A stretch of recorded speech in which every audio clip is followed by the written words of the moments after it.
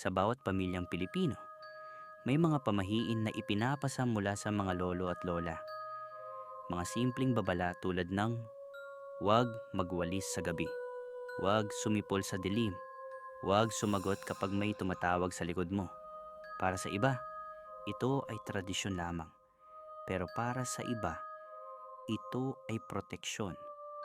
Dahil may mga bagay sa mundo na hindi natin nakikita at may mga pagkakataon na ang simpleng paglabag sa isang pamahiin ay maaaring magbukas ng isang bagay na hindi na dapat nagising. Bago natin simulan ng video, pwede bang makahingi ng like, share, subscribe sa channel na ito? Malaking tulong ito sa aming mga content creator. Maraming salamat po. Si Mika ay lumaki sa Maynila. Modernong buhay. Walang pakialam sa pamahiin. Pero nang mamatay ang kanyang lola, napilitan siyang bumalik sa probinsya. Isang lumang bahay. Napakatahimik. Napapalibutan ng mga puno at puno ng alaala ng kanyang kabataan. Sa bahay na iyon, doon siya madalas pagsabihan ng kanyang lola. Anak, huwag mong kalilimutan ang mga pamahiin. Ngunit ngayon, wala na ang lola niya. Habang naglilinis si Mika ng bahay, nakakita siya ng lumang notebook. Pagbukas niya, nakasulat ang mga pamahiin ng kanyang lola. Isa-isa niyang binasa.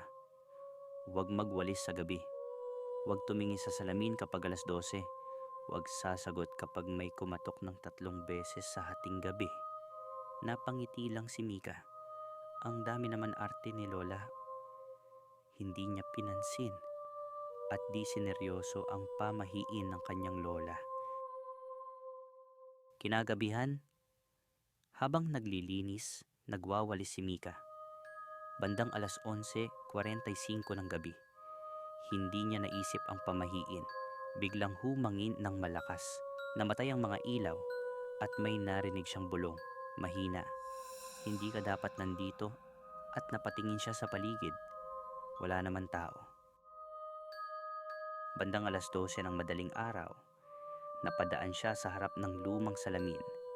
Naalala niya ang pamahiin, pero ngumiti siya.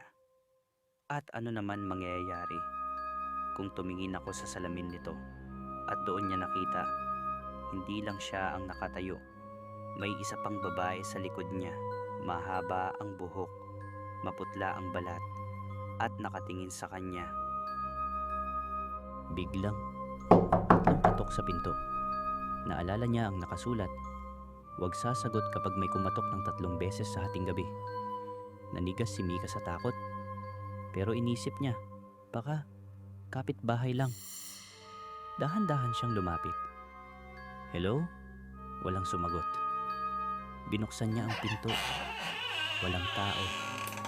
Pero sa sahig, may bakas ng paa. Papasok ng bahay. Habang papasok siya sa bahay, naramdaman niya ang lamig. Biglang nagsara ang pinto at sa likod niya, may humawak sa balikat niya. Dahan-dahan siyang lumingon at nagulat siya. Ang babaeng nakita niya sa salamin, nakatayo sa likod niya at bumulong. Hindi ka nakinig.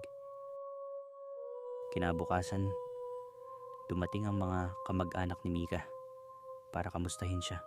Pagpasok nila ng bahay, napakatahimik.